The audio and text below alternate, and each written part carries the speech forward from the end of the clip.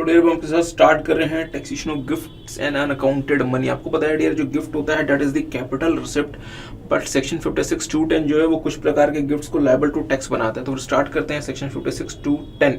ध्यान दीजिएगा यहाँ पे 3 प्रकार की सिचुएशंस दी गई हैं। लेट्स से कि अगर कोई भी पर्सन किसी भी पर्सन को any person to any person, let's say या तो उनको कैश पे करता है या तो कोई इम्यूएबल प्रॉपर्टी पे करता है विदाउट कंसिडरेशन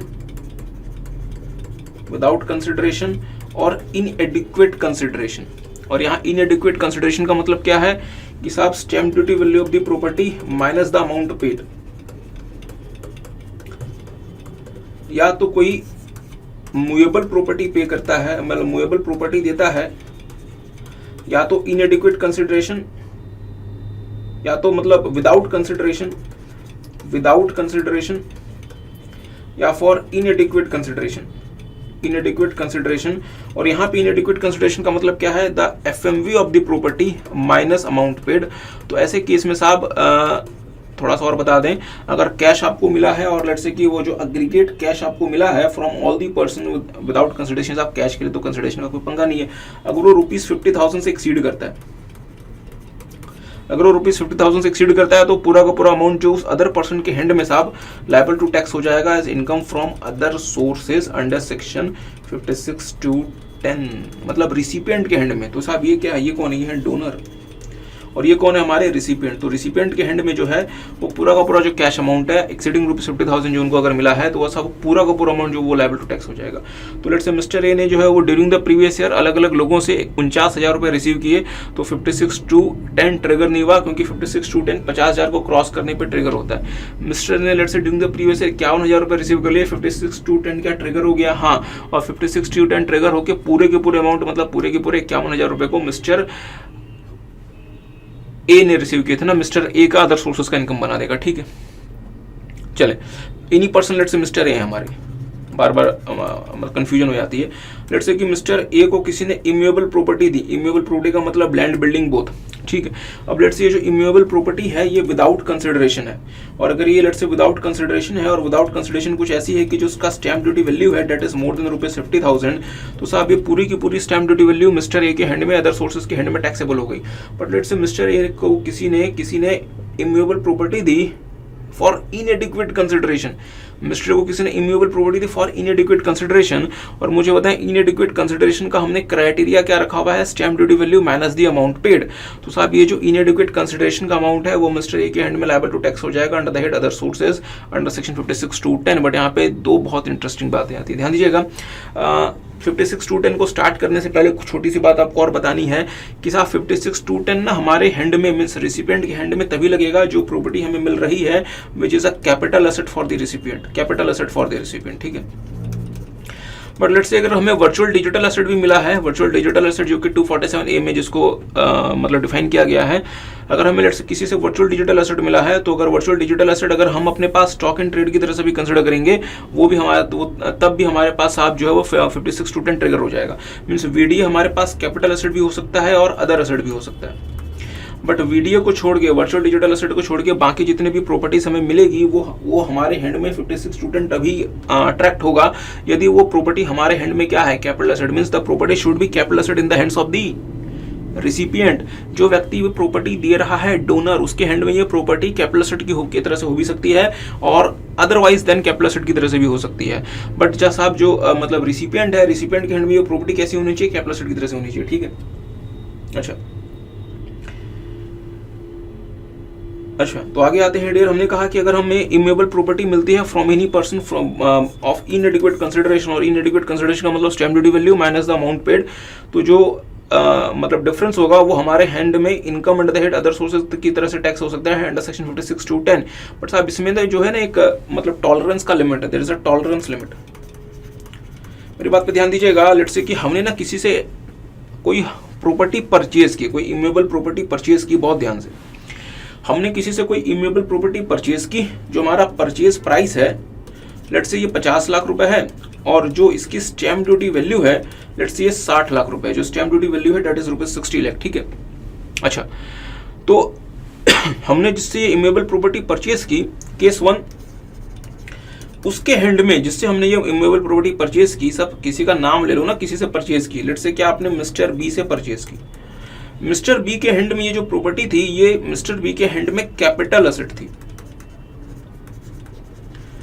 केस 2, ये मिस्टर बी के हैंड में स्टॉक इन ट्रेड थी। सर स्टॉक इन ट्रेड थी, हाँ, let's say mister B was the means dealer of the property, तो उनके हैंड में ये क्या बन जाएगा, स्टॉक इन ट्रेड, ठीक बात है। तो अगर हमने लेट्स से मिस्टर ए से कोई हमने मिस्टर बी से कोई प्रॉपर्टी परचेज की, पहला कि यार मिस्टर बी के हैंड में वो प्रॉपर्टी कैपिटल एसेट थी, तो मुझे बताएंगे डियर, जो जिस पर्सन से हम प्रॉपर्टी परचेज कर रहे हैं वो मैटर नहीं करता, मैटर कौन करता है, जिसने ये प्रॉपर्टी खरीदी विदाउट इनएडिक्वेट कंसिडरेशन, मतलब फॉर इनएडिक्वेट कंसिडरेशन। इसका मतलब ये हुआ कि मिस्टर ए, तो मिस्टर ए के हैंड में ये प्रॉपर्टी कैसी होनी चाहिए, कैपिटल एसेट। तो ये प्रॉपर्टी दोनों केस में मिस्टर ए के हैंड में क्या है, कैपिटल एसेट। तो साहब अगर ये कैपिटल एसेट है तो ध्यान दीजिएगा, mister be being the seller, उनके हैंड्स में, चूंकि यहाँ पे इन्होंने प्रॉपर्टी सेल की 50 लाख की, जो स्टैम्प ड्यूटी वैल्यू है वो है 60 लाख रुपए, इनके हैंड में सेक्शन 50C अट्रैक्ट हो सकता है, इनके हैंड में डियर सेक्शन 50C अट्रैक्ट हो सकता है। ध्यान दीजिएगा, सेक्शन 50C क्या कहता है, सेक्शन 50C कहता है कि अगर आपने कोई इमूवेबल प्रॉपर्टी सेल की और अगर उसका जो सेल्स प्राइस है वो less than the stamp duty value है, तो साहब उस केस में जो हम आपके कैप गेन कंप्यूट करेंगे वो स्टैम्प ड्यूटी वैल्यू को लेके चलेंगे। मतलब टॉलरेंस लिमिट वहां पे कितनी है कि अगर जो स्टैम्प ड्यूटी वैल्यू है वो अगर 110% ऑफ द सेल्स कंसिडरेशन से एक्सीड नहीं करेगी, तो जिस प्राइस में आपने सेल किया आप उस प्राइस को कंसिडर कर सकते हो। Stamp duty value of the property 60 lakh रुपए है और इसकी जो परचेज प्राइस है वो 50 लाख रुपए है, तो stamp duty value to purchase price का रेशो कितना है साहब, 120%। तो ध्यान दीजिएगा, यहाँ पे जो stamp duty value is 120% of the sales consideration in the hands of seller.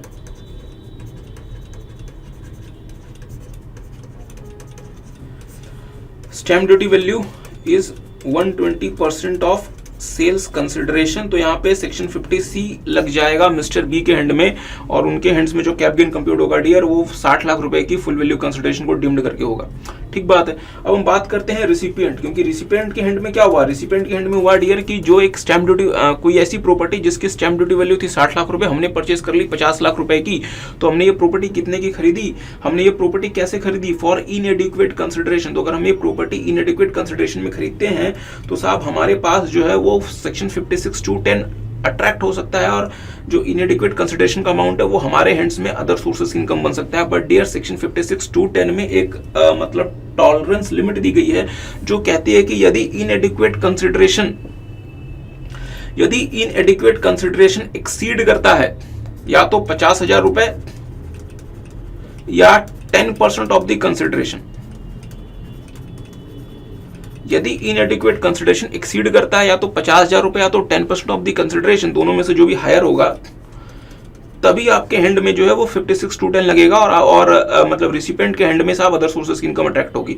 तो अगर मैं इस वाले केस में बात करूं तो साहब तो साहब इस केस में stamp duty value of the property कितनी है, 60 लाख, मैंने कितने की खरीदी, 50 लाख रुपए की, तो इनएडिक्वेट कंसिडरेशन कितना है, 10 लाख रुपीज। क्या ये 10 लाख रुपीज 50,000 से और 10% ऑफ द कंसिडरेशन मैंने कितना पे किया, 50 लाख रुपए मीन्स 5 लाख रुपए, इन दोनों के हायर मीन्स 5 लाख रुपए से एक्सीड करता है, हाँ, तो मेरे हाथ में 56,210 लग गया और मेरे हाथ में इनकम फ्रॉम अदर सोर्सेस बन गई साहब 10 लाख रुपए की मेरे हाथ में इनकम फ्रॉम अदर सोर्सेस बन गई, because that is the इनएडिक्वेट consideration, और इनएडिक्वेट कंसिडरेशन का मतलब stamp duty value minus the purchase price, ठीक बात है। बट सर लेट्स से कि अगर यहाँ पे जो स्टैम्प ड्यूटी वैल्यू होती है अगर 54 लाख होती तो क्या होता, लेट्स से कि अगर स्टैम्प ड्यूटी वैल्यू 54 लाख होती तो क्या होता, तो अगर हम सेलर की बात करें तो सेलर के केस में dear stamp duty value of the property is basically what 108% of the sales consideration, मतलब ये stamp duty value is not exceeding 110% of the sales consideration. तो सेलर के हाथ में सेक्शन 50C नहीं लगता, और सेलर के हाथ में हम सेल्स प्राइस किससे कंप्यूट करते हैं, मींस कैप गेन हम कैसे कंप्यूट करते हैं, by taking ₹50 lakh as a sales value, ठीक बात है। सर रिसिपिएंट की बात करो तो रिसिपिएंट की हम बात करें तो साहब 56, तो मेरी बात पे डियर फ्रेंड्स ध्यान दीजिएगा, अगर हम रिसिपिएंट की बात करें तो क्या यहाँ पे इनएडिक्वेट कंसिडरेशन है, सारे बच्चे बताएं, हाँ साहब इनएडिक्वेट कंसिडरेशन है। कैसे है इनएडिक्वेट कंसिडरेशन, क्या होता है कि साहब जहाँ पे stamp duty value is more then the amount paid, यहाँ पे स्टैम्प ड्यूटी वैल्यू 50 लाख की है, आपने अमाउंट कितना पे किया स्टैम्प ड्यूटी वैल्यू यहाँ पे 54 लाख की, आपने अमाउंट कितना पे किया 50 लाख, इनएडिक्वेट कंसिडरेशन है।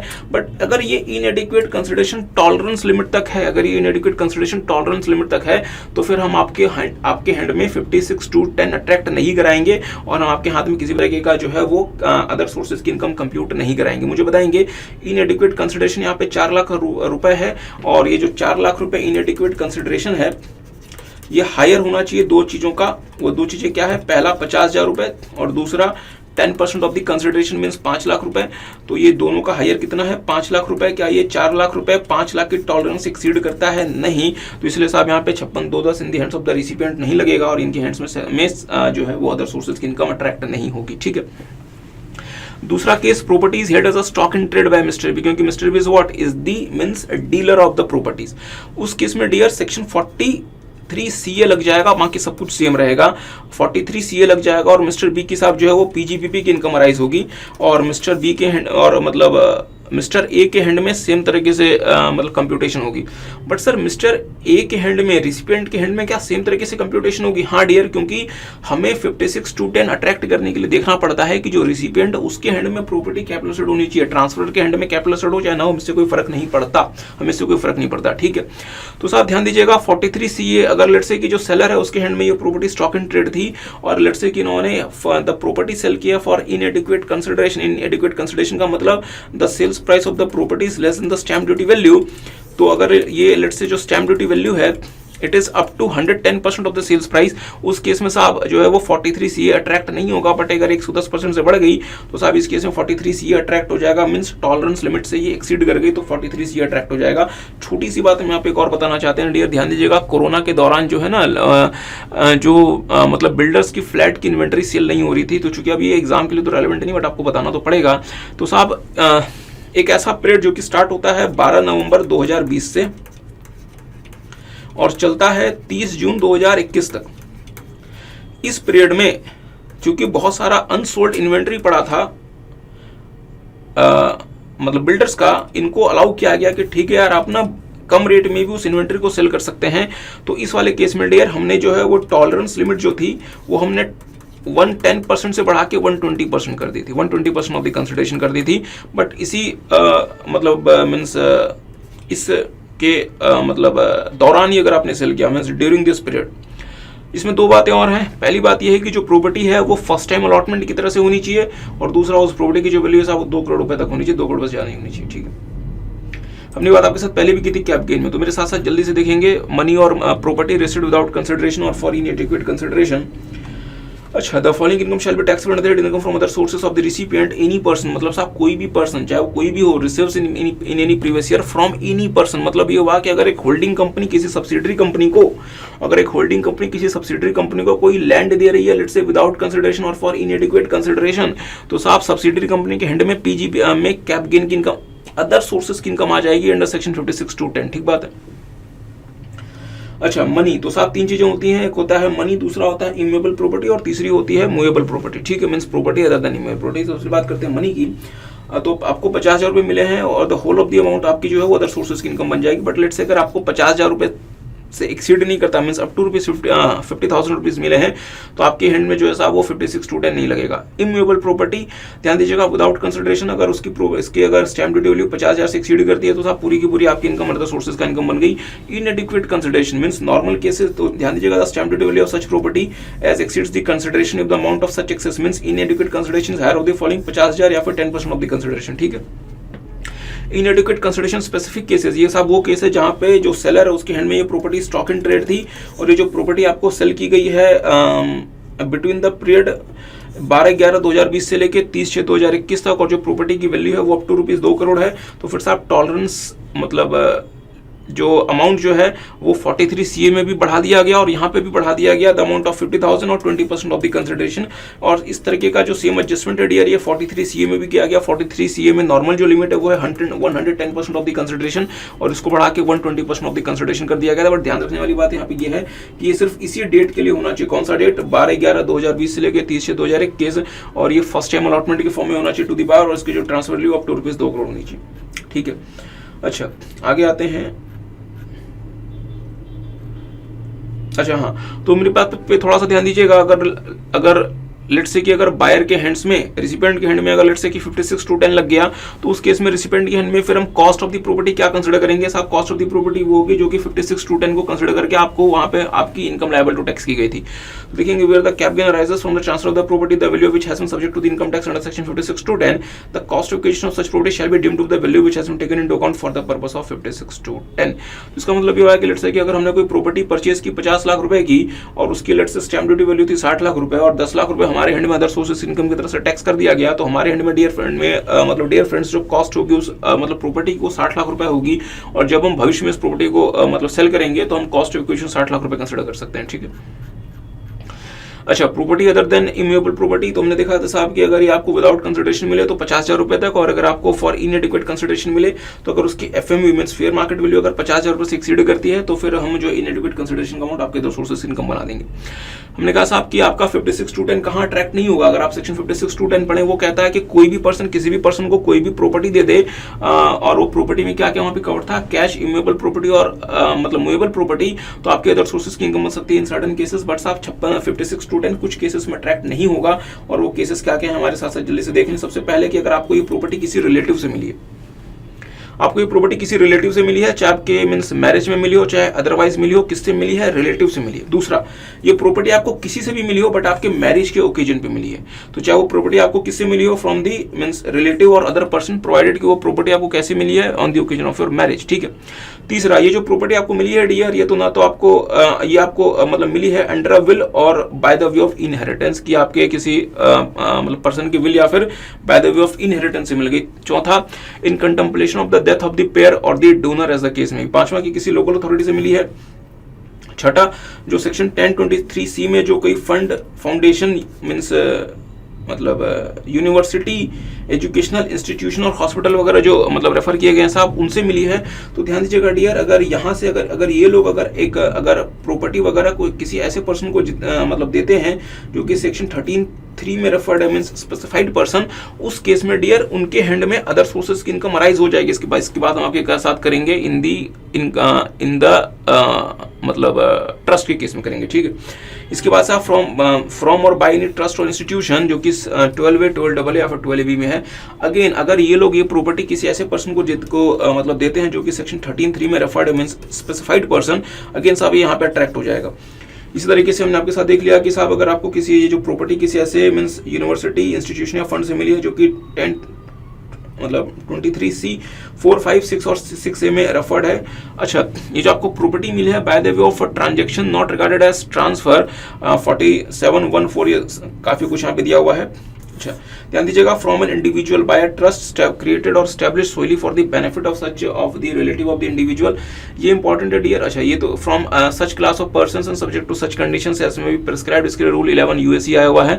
ये दो नए साहब फाइनेंस एक्ट 2022 ने ऐड किए। तो कोविड के केस में तो लेट्स से कि कोविड मींस मतलब ट्रीटमेंट के लिए, कोविड की इलाज के लिए अगर आपको किसी से कोई पैसे वैसे वगैरह मिले हैं तो साहब वो आपकी जो है वो उस पे आपके 56 to 10 नहीं लगेगा। ठीक है।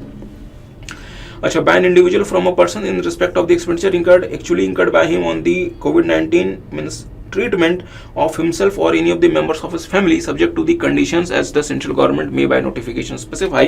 और लेट्स से कि कोविड की वजह से लेट्स से किसी पर्सन की डेथ हो गई तो उनको अगर कुछ पैसा मिला है फ्रॉम द एम्प्लॉयर, तो ध्यान दीजिएगा, एम्प्लॉयर से अगर कोई अमाउंट मिला है तो वो अमाउंट एनी एक्सटेंट तक हो सकता है, बट अगर अदर पर्सन से ये अमाउंट मिला है तो ये अमाउंट ₹10 लाख तक हो सकता है। तो अगर आपको ये कोई अगर अमाउंट मिलता है तो इस वाले अमाउंट में 56 to 10 रिसिपिएंट के हैंड में अट्रैक्ट नहीं करेगा।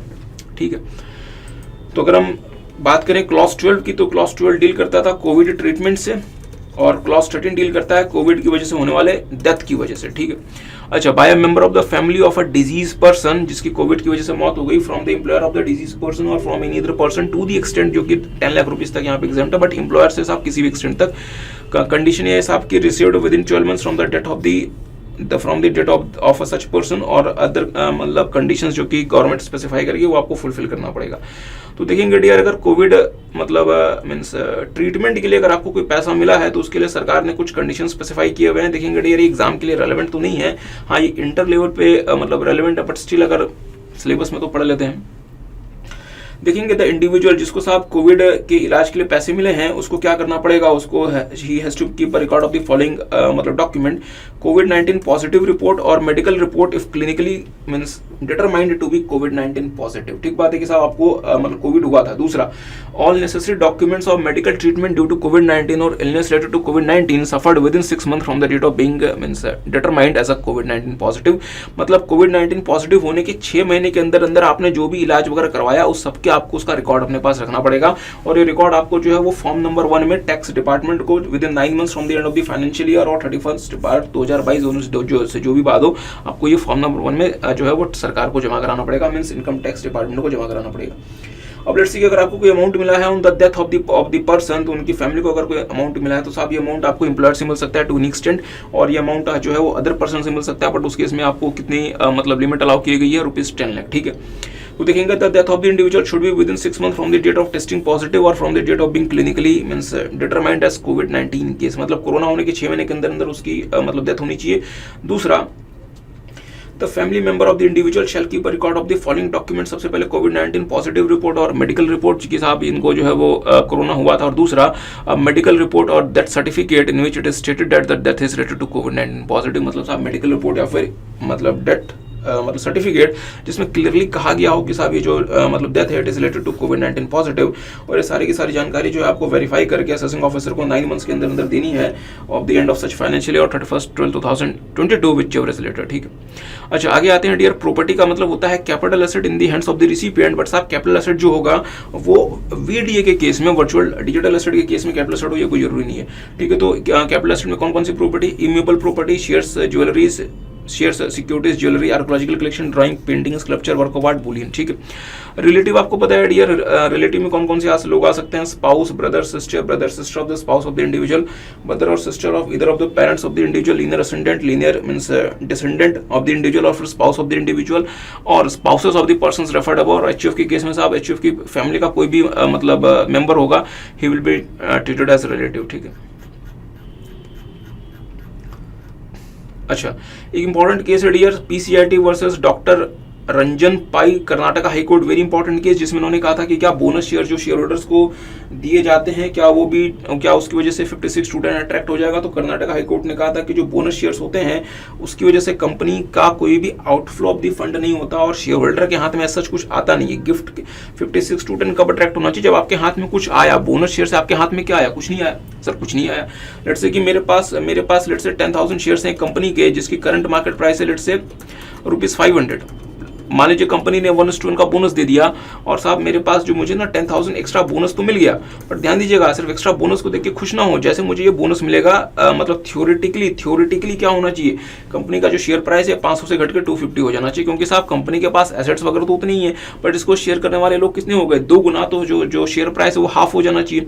तो मेरे पास क्या हुआ, मेरे पास पहले जहाँ 10,000 शेयर्स थे उसकी वैल्यू 500 रुपए थी, मीन्स मैं ये क्लेम कर सकता था कि साहब मेरे पास ना 5 लाख रुपए के एसेट्स हैं। बट बोनस के बाद क्या हुआ कि मेरे पास 20,000 शेयर्स तो आ गए, बट साहब हर किसी की का प्राइस कितना है, 250 रुपए, तो मैं ये क्लेम कर सकता हूँ मेरे पास 5 लाख ही बनेगा ना, कि 50 लाख बनेगा। अच्छा मेरे पास 50 लाख रुपीज के शेयर्स और पहले मेरे पास भी, तो इसका मतलब साहब बोनस के पहले भी मेरे पास 50 लाख रुपए की वर्थ थी और बोनस इश्यू होने के बाद भी मेरे पास 50 लाख की वर्थ है। तो मुझे पता है मुझे मिला क्या, कुछ नहीं मिला, तो साहब बोनस को आप कैसे टैक्स कर सकते हैं। ठीक है डियर, आगे आते हैं। अच्छा 56(2)(7)(b) consideration received in excess of the FMU of the shares issued by the closely held company। ध्यान दीजिएगा डियर, अगर क्लोजली हेल्ड कंपनी कोई शेयर्स इशू करती है और वो शेयर्स इशू करती है at a price higher than the face value of the share, तो साहब जितना प्राइस जो होगा उन शेयर्स का जो एक्सीड करेगा the fair market value of the share, और फेयर मार्केट वैल्यू हम कैसे आइडेंटिफाई करेंगे, एज पर रूल 11(2)(a)(2), तो वो जो अमाउंट हो जाएगा वो उस रिसिपिएंट कंपनी के अदर सोर्सेज की इनकम बन जाएगा। ध्यान दीजिएगा मेरे साथ फिर से देख लें। तो let's say dear ABC private limited एक क्लोजली हेल्ड कंपनी है। एबीसी प्राइवेट लिमिटेड एक क्लोजली हेल्ड कंपनी है, इन्होंने अपने शेयर्स इशू किए और ये शेयर्स जो इन्होंने इशू किए इसका जो face value of the share था ₹10 का, और जो इशू प्राइस है शेयर का वो है लेट्स से ₹1000, और इसकी जो एफएमवी आती है, FMV as per rule 11(u)(a)(2), जो एफएमवी आती है दैट इज 11(u)(a)(2। ठीक है, अच्छा तो इन्होंने जो शेयर्स इशू किए ये एफएमवी जो इसकी है साहब वो है सिर्फ और सिर्फ ₹100। ठीक है, तो जो शेयर्स इन्होंने नॉन रेसिडेंट को इशू किए तब तो 5627 भी अट्रैक्ट नहीं होगा। सर ऐसा क्यों? क्योंकि नॉन रेसिडेंट के केस में डियर फेमा वगैरह मतलब लग जाता है, आरबीआई के क्या कहते हैं कि मतलब गाइडलाइंस वगैरह आ जाती हैं, तो वहां पे ऐसा चाहिए कोई इशू नहीं है। बट अगर आपने ये रेसिडेंट को इशू कर दिया तो उस केस में क्या होगा कि the issue price of share minus the FMV of share into number of shares issued. तो इशू प्राइस ऑफ शेयर था 1000 रुपए, एफएमवी ऑफ द शेयर था 100 रुपए, और लेट्स से कि हमने साहब 1 लाख शेयर्स इशू कर दिए, तो उस केस में dear 1000 rupees minus 100 into 1 lakh, मतलब 900 लाख रुपए जो है डियर वो हमारे अदर सोर्सेस इनकम बन जाएगी। मींस एबीसी प्राइवेट लिमिटेड की इनकम फ्रॉम अदर सोर्सेस बन गई 900 लाख रुपए, जिसमें एबीसी प्राइवेट लिमिटेड को टैक्स पे करना पड़ेगा सेक्शन 56(2)(7)(b के हिसाब से। सर ऐसा क्यों?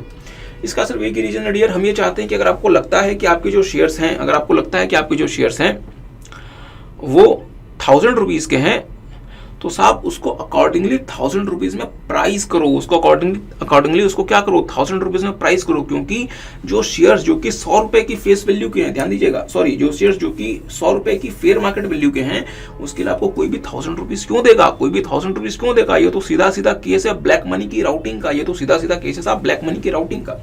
बट आपके दिमाग में एक दो बातें आ रही होंगी। एक आपके दिमाग में बात आ रही होगी, सर एक बात बताओ, आपने ये कह दिया कि हमारे जो शेयर्स हैं उसकी फेयर मार्केट वैल्यू 100 रुपए है और हमें इसके लिए कोई 1000 रुपीज क्यों देगा? जो शेयर्स की जो फेयर मार्केट वैल्यू होती है ना वो आज के हिसाब से होती है। आज हमारी पोजीशन क्या है? और सर जी आज हो सकता है कि बहुत सारी स्टार्टअप कंपनीज की वैल्यूएशन हो सकता है कि चंद लाख रुपए हो, आज हो सकता है बहुत सारी स्टार्टअप कंपनीज की वैल्यूएशन चंद लाख रुपए हो, क्योंकि हम आज के डेट से कंसिडर कर रहे हैं, आज के हिसाब से कंसिडर कर रहे हैं। बट हो सकता है कि डियर 5 साल के बाद ये स्टार्टअप कंपनीज $100 बिलियन की वैल्यूएशन को अचीव कर लें। तो मुझे बताएं क्या ऐसे में परेशानी बन सकती है? हाँ। और आपने क्या किया? आपने तो सर जी स्टार्टअप कंपनीज को जो है वो एक तरह से मार दिया। तो सरकार ने क्या कहा? सरकार ने कहा ठीक है साहब, 2 प्रकार की कंपनीज, कौन कौन सी? पहली वो जो कि वेंचर कैपिटल अंडरटेकिंग्स हैं, जो कि वेंचर कैपिटल अंडरटेकिंग्स हैं और जो कि पैसा लेती हैं from the venture capital fund या फिर वेंचर कैपिटल कंपनी, उन लोगों के ऊपर 56(2)(7)(b नहीं लगेगा। बट सर अगर वेंचर कैपिटल अंडरटेकिंग तो बनना आसान नहीं होता ना। लेट्स से कि मैं वेंचर कैपिटल अंडरटेकिंग नहीं हूं बट मैं एक स्टार्टअप हूं, ठीक है। अगर आप एक स्टार्टअप है तो हम आपको एलिजिबल स्टार्टअप्स के लिए हम आपके लिए 56(2)(7)(b का रिलैक्सेशन देते हैं। तो सरकार ने इसके लिए एक नोटिफिकेशन इशू कर दिया और कह दिया कि ठीक है साहब, जो एलिजिबल स्टार्टअप्स हैं उनके ऊपर भी 56(2)(7)(b नहीं लगेगा, प्रोवाइडेड कि उनको उस नोटिफिकेशन की कंडीशन को पूरा करना पड़ेगा।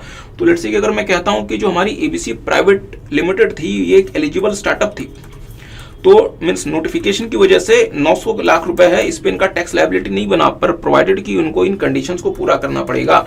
लेट्स से एक दो मान लीजिए कि फ्यूचर में इन्होंने इसकी कंडीशंस को पूरा नहीं किया, तो साहब जिस प्रीवियस ईयर में इन्होंने उस कंडीशन को पूरा नहीं किया, उस प्रीवियस ईयर में 900 लाख रुपीस इनकी जो है वो इनकम मान ली जाएगी और ये मान लिया जाएगा कि इन्होंने जो है वो अपनी इनकम को क्या किया था, अंडर रिपोर्टिंग की थी। और अंडर रिपोर्टिंग भी कैसे? On account of miss reporting of the income, और इनके ऊपर सेक्शन 270 के हिसाब से साहब 200% ऑफ द मतलब पेनल्टी बन जाएगी of the income tax liability, ठीक है। तो जल्दी से मेरे साथ साथ देख लें dear, where a closely held company receives in any previous year from any person being a resident any consideration for the issue of shares that exceeds the face value of the shares, the aggregate consideration received for such shares exceed the FM of the shares calculated as per rule 11 ये तो shall be taxable on the other sources in that of such company, ठीक बात है। फिर साहब की जो provision है दो लोगों पे अप्लाई नहीं करेगा। पहला कि वेंचर कैपिटल अंडरटेकिंग जो कि पैसा रिसीव करती है from the venture capital company और from the venture capital company और वेंचर कैपिटल फंड, और हाँ एक और रह गया स्पेसिफाइड फंड, क्योंकि डियर आपको पता है स्पेसिफाइड फंड हमारे देश के लिए ऑल्टरनेट इन्वेस्टमेंट लेकर आ रहा है, क्योंकि सरकार जो है वो सारे का सारा इन्वेस्टमेंट का जो मतलब रिक्वायरमेंट है सरकार उसको पूरा नहीं कर सकती, इसलिए स्पेसिफाइड फंड को मींस स्पेसिफाइड फंड लेकर आया गया, जिसमें कहा कि ठीक है साहब हमारे देश में मतलब पोटेंशियल बहुत ज्यादा है, they need huge amount of what means मतलब कैपिटल, तो साहब आप उनको प्रोवाइड कर सकें कैपिटल, ठीक है। दूसरा, अच्छा, company from a person as may be means notified by the central government in this behalf, और सरकार ने इसके लिए क्या कर दिया, एक मतलब नोटिफिकेशन इशू कर दिया 13/2019, जिसमें रेसिडेंट स्टार्टअप कंपनीज को इन्होंने कह दिया कि ठीक है और आप भी जो है वो अपने शेयर्स को इशू कर सकते हैं, और अगेन आपके ऊपर 56(2)(7) अप्लाई नहीं करेगा, provided however this where the provisions of this clause का मतलब 56(2)(7) has not been applied to a company on account of the fulfillment of the conditions specified in such notification and such company fails to comply with any of those conditions, then such excess consideration, मतलब इस वाले case को अगर आप देखें तो 900 लाख रुपए, ये जो excess consideration था 900 लाख रुपए, अच्छा, shall be deemed to be the income of that company chargeable to tax for the previous year in which the failure has been taken place. और सिर्फ यहाँ तक बात खत्म नहीं हुई, it shall also be deemed that the company has underreported the income on account of misreporting of the income, और section 270A 8 और 9 इसमें लग जाएगा और 200% of the tax payable की आपकी पेनल्टी बन जाएगी, ठीक है।